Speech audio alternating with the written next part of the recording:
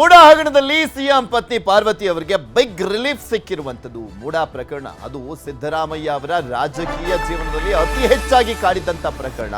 ಬರೀ ಇದು ಸಿದ್ದರಾಮಯ್ಯನವರಿಗೆ ಮಾತ್ರ ಅಲ್ಲ, ಅವರ ಕುಟುಂಬಕ್ಕೆ ಸುತ್ತಿಕೊಂಡಿತ್ತು. ಅವರ ಪತ್ನಿಗೆ ಹೈಕೋರ್ಟ್ ಆದೇಶವನ್ನ ಪ್ರಶ್ನಿಸಿದ್ದಂತ ಇಡಿಗೆ ಭಾರಿ ಹಿನ್ನಡೆ ಆಗಿದೆ. ಜಾರಿ ನಿರ್ದೇಶನಾಲಯಕ್ಕೆ ಸುಪ್ರೀಂ ಕೋರ್ಟ್ ಚಾಟಿಯನ್ನ ಬೀಸಿರುವಂತದ್ದು.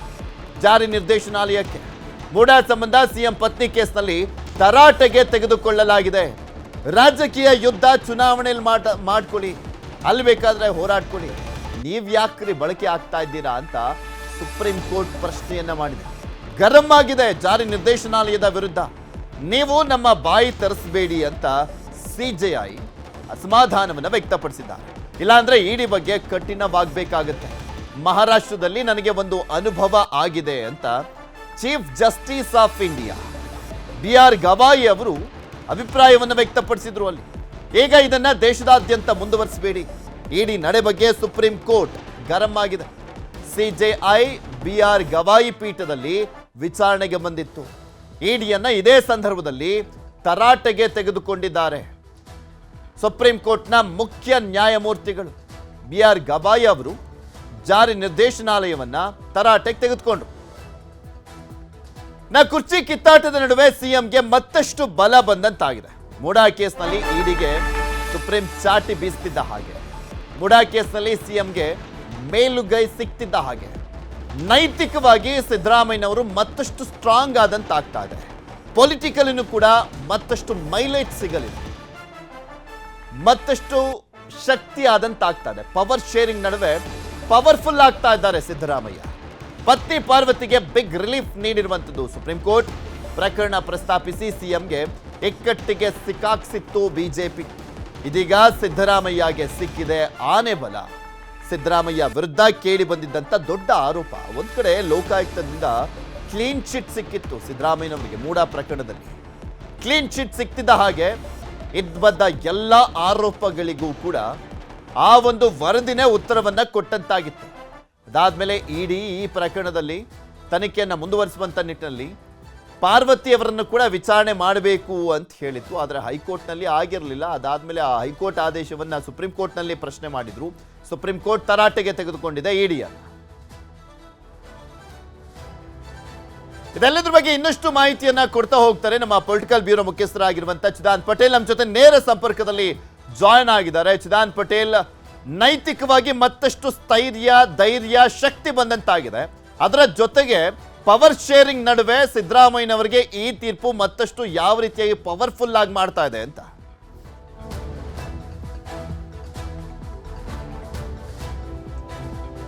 ನಮ್ಮ ಪ್ರತಿನಿಧಿಯ ಸಂಪರ್ಕ ಸಾಧ್ಯವಾಗ್ತಾ ಇಲ್ಲ, ಮತ್ತೊಮ್ಮೆ ಸಂಪರ್ಕ ಮಾಡುವಂತ ಪ್ರಯತ್ನ ಮಾಡ್ತೀವಿ. ಸಿದ್ದರಾಮಯ್ಯನವರಿಗೆ ಈಗ ಅವರ ಪತ್ನಿಯ ಒಂದು ವಿಚಾರಕ್ಕೆ ಸಂಬಂಧಪಟ್ಟಂತೆ ಸುಪ್ರೀಂ ಕೋರ್ಟ್ನಲ್ಲಿ ಇಡಿ ಏನ್ ಮೇಲ್ಮನವಿ ಸಲ್ಲಿಸಿತ್ತು ಅದರಲ್ಲಿ ರಿಲೀಫ್ ಸಿಕ್ಕಿದೆ. ಇದೇ ವಿಚಾರಕ್ಕೆ ಸಂಬಂಧಪಟ್ಟಂತೆ ಮಾತಾಡಲಿಕ್ಕೆ ನಮ್ಮ ಜೊತೆ ನಗರಾಭಿವೃದ್ಧಿ ಸಚಿವರಾಗಿರುವಂತಹ ಬೈರತಿ ಸುರೇಶ್ ಅವರು ದೂರವಾಣಿ ಸಂಪರ್ಕದಲ್ಲಿ ಜಾಯ್ನ್ ಆಗಿದ್ದಾರೆ. ನಮಸ್ಕಾರ ಸರ್. ಸರ್, ನನ್ನ ಧ್ವನಿ ಕೇಳಿಸ್ತಾ ಇದೆಯಾ? ಕೇಳಿಸ್ತಾ ಇದೆ ಸರ್. ಮೂಡಾ ಪ್ರಕರಣಕ್ಕೆ ಸಂಬಂಧಪಟ್ಟಂತೆ ರಾಜಕೀಯವಾಗಿ ಸ್ವಲ್ಪ ಹಿನ್ನಡೆಯನ್ನ ತರುವಂತ ಪ್ರಯತ್ನ ಆಗ್ತಾ ಇತ್ತು ಮುಖ್ಯಮಂತ್ರಿಗಳಿಗೆ. ಅದಾದ್ಮೇಲೆ ಲೋಕಾಯುಕ್ತ ವರದಿಯನ್ನ ಕೊಡ್ತು, ಅಲ್ಲಿ ಕ್ಲೀನ್ ಚಿಟ್ ಸಿಕ್ತು. ಆದ್ರೆ ಇಡಿ ಮಾತ್ರ ಸಿಎಂ ಪತ್ನಿ ಪಾರ್ವತಿ ಅವರ ವಿಚಾರಕ್ಕೆ ಸಂಬಂಧಪಟ್ಟಂತೆ ಮೇಲ್ಮನವಿಯನ್ನ ಸಲ್ಲಿಸಿದ್ರು. ಇದೇ ಸಂದರ್ಭದಲ್ಲಿ ಸುಪ್ರೀಂ ಕೋರ್ಟ್ ಇಡಿಗೆ ತರಾಟೆಗೆ ತೆಗೆದುಕೊಂಡಿದೆ. ಏನ್ ಹೇಳಕ್ ಬಯಸ್ತೀರಾ? ಅಲ್ಲಿ ರಿಲೀಫ್ ಸಿಕ್ಕಿದೆ ಸಿದ್ದರಾಮಯ್ಯ ಅವ್ರ ಪತ್ನಿಗೆ. ಸಿದ್ದರಾಮಯ್ಯ ಪತಿಯವರು ನನ್ಗೂ ರಿಲೀಫ್ ಸಿಕ್ಕಿದೆ. ಜೊತೆಯಲ್ಲಿ ಮೇಡಮ್ ಪಾರ್ವತಿ ಮೇಡಮ್ ಅವ್ರಿಗೆ ಮತ್ತೆ ನನ್ಗೂನು ಇಬ್ಬರದು ಒಂದೇ ಕೇಸು ಟ್ಯಾಗ್ ಮಾಡಿ ಹಾಕಿದ್ರು. ನಮ್ಗೆ ಗೊತ್ತೇ ಇರ್ಲಿಲ್ಲ. ಇವತ್ತು ಅದನ್ನ ಮಾನ್ಯ ನ್ಯಾಯಾಧೀಶರು ಕೇಸ್ ತಗೊಂಡವಾಗೆ ಗೊತ್ತಾಗಿದ್ದು. ನೋಟಿಸ್ ಸಹ ನಮ್ಗೆ ಯಾರಿಗೂ ಬಂದಿರ್ಲಿಲ್ಲ.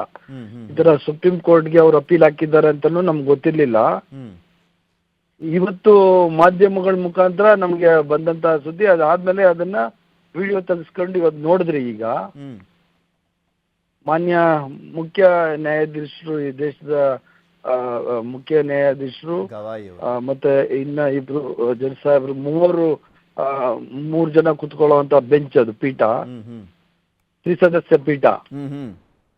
ಹಲೋ, ಹೇಳಿ ಸರ್. ತ್ರಿಸದಸ್ಯ ಪೀಠದಲ್ಲಿ ಮಾನ್ಯ ಘನ ನ್ಯಾಯಾಲಯ ರಾಜ್ಯ ಹೈಕೋರ್ಟ್ ಇಂದ ಏನು ನಮ್ಮ ಪರವಾಗಿ ನಮ್ದು ಯಾವುದೇ ತಪ್ಪಿಲ್ಲ ಅಂತ ಹೇಳಿ ನಮ್ಮ ಪರವಾಗಿ ತೀರ್ಪು ಕೊಟ್ಟಿದ್ರು ನನಗೆ ಮತ್ತೆ ಮಾನ್ಯ ಮುಖ್ಯಮಂತ್ರಿಗಳ ಪತ್ನಿ ಪಾರ್ವತಮ್ಮ ಮೇಡಮ್ ಅವ್ರಿಗೆ. ಅದನ್ನ ಸುಪ್ರೀಂ ಕೋರ್ಟ್ ಎತ್ತಿ ಹಿಡಿಯುವಂತ ಕೆಲಸ ಮಾಡಿದೆ. ಈ ಆದೇಶದಲ್ಲಿ ಹೇಳಿದೆ ಇದು ರಾಜಕಾರಣ ಮಾಡೋದು ಅಂತ ಜಾಗ ಅಲ್ಲ ಇದು. ಅದನ್ನ ಎಲೆಕ್ಟ್ರಲ್ ಅಂದ್ರೆ ರಾಜಕೀಯ ಅನ್ನೋದನ್ನ ನೀವು ತಗೊಂಡೋಗಿ ಎಲೆಕ್ಷನ್ ಅಲ್ಲಿ ತೋರಿಸಿ ಇಲ್ಲಿ ನಮ್ಮ ವೇದಿಕೆನ ಅದಕ್ಕೆ ಉಪಯೋಗಿಸ್ಕೋಬೇಡ ಅಂತ ಮಾನ್ಯ ಘನ ನ್ಯಾಯಾಧೀಶರು ಈ ದೇಶದ ಉಚ್ಚ ನ್ಯಾಯಾಲಯದ ಮುಖ್ಯ ನ್ಯಾಯಮೂರ್ತಿಗಳು ಹೇಳಿದ್ದಾರೆ. ಅವರಿಗೆ ಮತ್ತೆ ನ್ಯಾಯಾಲಯಕ್ಕೆ ನಾನು ಸಾಷ್ಟಾಂಗ ನಮಸ್ಕಾರಗಳನ್ನ ಹೇಳ್ತಾ ಇದ್ದೀನಿ ಸರ್. ಎಕ್ಸಾಕ್ಟ್ಲಿ ನೀವು ಹೇಳ್ದಂತೆ ಈವನ್ ಸುಪ್ರೀಂ ಕೋರ್ಟ್ ಅಬ್ಸರ್ವೇಷನ್ ಹಾಗೆ ಅಭಿಪ್ರಾಯ ರಾಜಕೀಯ ಯುದ್ಧ ಚುನಾವಣೆಯಲ್ಲಿ ಮಾಡ್ಕೊಳ್ಳಿ, ನೀವ್ಯಾಕೆ ಬಳಕೆ ಆಗ್ತಾ ಇದ್ದೀರಾ ದಾಳವಾಗಿ ಅನ್ನುವಂಥ ರೀತಿಯಾದಂಥ ಅಭಿಪ್ರಾಯ ಆಕ್ಚುಲಿ ಕಾಂಗ್ರೆಸ್ ನಾಯಕರು ಎಲ್ಲರೂ ಕೂಡ ಆರೋಪವನ್ನ ಮಾಡ್ತಾ ಇದ್ರು ಇದೇ ವಿಚಾರಕ್ಕೆ ಸಂಬಂಧಪಟ್ಟಂತೆ. ಈಗ ಅದೇ ರೀತಿಯಾಗಿ ಸುಪ್ರೀಂ ಕೋರ್ಟ್ನಲ್ಲಿ ಚರ್ಚೆ ಆಗಿದ್ದು ಏನನ್ನಿಸ್ತು ಸರ್? ಅದನ್ನೇ ಹೇಳಿದ್ನಲ್ಲ ಸರ್, ಈಗ ಮಾನ್ಯ ನಮ್ಮ ಇಲ್ಲಿ ನ್ಯಾಯಮೂರ್ತಿಗಳು ಕರ್ನಾಟಕ ನ್ಯಾಯಮೂರ್ತಿಗಳು ಏನ್ ಕೊಟ್ಟಿದ್ರು ಅದರ ವಿರುದ್ಧವಾಗಿ ಇಡಿ ಅವರು ಅಲ್ಲಿ ಅಪ್ಲಿಕೇಶನ್ ಹಾಕಿದ್ರು, ಮೇಲ್ಮನವಿ ಸಲ್ಲಿಸಿದ್ರು. ಆ ಮೇಲ್ಮನವಿಯನ್ನು ತಿರಸ್ಕಾರ ಮಾಡಿ ಇವತ್ತು ತ್ರಿಸದಸ್ಯ ಪೀಠ ಮುಖ್ಯ ನ್ಯಾಯಮೂರ್ತಿಗಳನ್ನ ಒಳಗೊಂಡಂತೆ ಸಿಜೆಐ ಅವ್ರನ್ನ ಒಳಗೊಂಡಂತೆ ಇವತ್ತು ನ್ಯಾಯದ ಪರವಾಗಿ ತೀರ್ಪನ್ನ ಕೊಟ್ಟಿದೆ. ನಮಗೆ ನ್ಯಾಯವನ್ನು ಒದಗಿಸಿದ್ದಾರೆ. ನಾನು ಮತ್ತೆ ಪಾರ್ವತಿ ಮೇಡಮ್ ಇಬ್ರು ಸಹ ನಿರಪರಾಧಿಗಳು ಅಂತ ಹೇಳಿದ್ದಾರೆ. ಮತ್ತೆ ಮುಖ್ಯವಾಗಿ ಅದರಲ್ಲಿ ಅವರು ಪ್ರಸ್ತಾಪ ಮಾಡಕ್ ಹೊರಟ್ರು ಇವರು ಇಡಿ ಲಾಯರು. ಹಾಗೆ ಹೇಳಿದ್ರು ಆ ಸಮಯದಲ್ಲಿ ಅವರು ಮಂತ್ರಿನೇ ಆಗಿರ್ಲಿಲ್ಲ ಬೈತಿ ಸುರೇಶ್, ನೀವು ಇದನ್ನೆಲ್ಲ ರಾಜಕಾರಣ ಮಾಡಿ ಅವರಿಗೆ ತೊಂದರೆ ಕೊಡುವಂಥದ್ದು ಹೋಗ್ಬೇಡಿ, ಮತ್ತೆ ನೀವು ಇದೇ ತರ ಏನಾದ್ರೂ ನೀವು ಮುಂದೆ ಮಾತು ಆಡಿದ್ರೆ ನಿಮ್ ಬಗ್ಗೆ ನಾವು ಹಾರ್ಶ್ ಆಗಿ ಅಂದ್ರೆ ಕಟ್ಟು ಶಬ್ದಗಳನ್ನ ನಾವು ಉಪಯೋಗಿಸ್ಬೇಕಾಗ್ತದೆ ಅಂತ ಹೇಳಿ ಮಾನ್ಯ ಮುಖ್ಯ ನ್ಯಾಯಾಧೀಶರು ಅವ್ರು ಹೇಳಿದ್ದಾರೆ ಸರ್. ಸರ್ ಆಮೇಲೆ ಇನ್ನೊಂದು ವಿಚಾರ, ಈಗ ಇದೊಂದೇ ಪ್ರಕರಣಕ್ಕೆ ಈ ರೀತಿಯಾಗಿ ಗರಂ ಆಗಿದ್ದು ಅಂತನೂ ಕೂಡ ಅನ್ಕೊಳ್ಳೋದಕ್ಕೆ ಆಗೋದಿಲ್ಲ. ಅಟ್ಲೀಸ್ಟ್ ಇನ್ನು ಮುಂದೆ ಆದ್ರೂ ನೀವು ಆರೋಪ ಎಲ್ಲ ಮಾಡ್ತಾ ಇದ್ರಲ್ಲ ಕಾಂಗ್ರೆಸ್ ನಾಯಕರು ಇಡಿಯನ್ನ ರಾಜಕೀಯವಾಗಿ ದಾಳವಾಗಿ ಉಪಯೋಗಿಸ್ಕೊಳ್ಳಾಗ್ತಾ ಇದೆ ಅಂತ, ಈ ಸುಪ್ರೀಂ ಕೋರ್ಟ್ನ ಅಸಮಾಧಾನದ ನಡುವೆನಾದ್ರೂ ಇನ್ನೊಂದು ಸ್ವಲ್ಪ ನಿಮ್ಮನ್ನ ಟಾರ್ಗೆಟ್ ಮಾಡ್ಲಾಗ್ತಾ ಇತ್ತು ಅಂತ ಏನ್ ಹೇಳಲಾಗ್ತಾ ಇತ್ತು, ಅದು ಕಡಿಮೆ ಆಗಬಹುದು ಅಂತ ಅನ್ಸುತ್ತಾ ಕಾಂಗ್ರೆಸ್ ನಾಯಕರಿಗೆ? ಸರ್ ಈಗ ಕಡಿಮೆ ಆಗ್ಬೋದು ಅಂತ ನಮ್ ಕೇಸಲ್ಲಂತೂ ಇನ್ ಪ್ರಶ್ನೆನೇ ಇಲ್ಲಲ್ಲ ಸರ್. ಬೇರೆ ಕೇಸಲ್ಲಿ ಅವ್ರು ಏನ್ ಮಾಡ್ತಾರೆ ಅಂತ ಹೇಳೋದು ಮತ್ತೆ ನ್ಯಾಯಾಧೀಶರು ಏನ್ ತೀರ್ಮಾನ ತಗೋತಾರೆ ಅನ್ನೋದು ಅದು ನನಗ್ ಗೊತ್ತಿಲ್ಲ.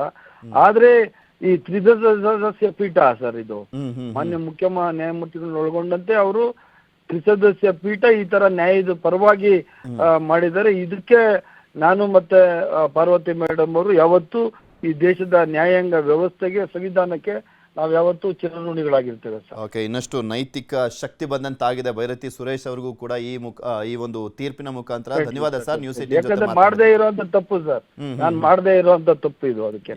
Okay, thank you sir. News 18 ಜೊತೆ ಮಾತನಾಡಿ. Thank you sir.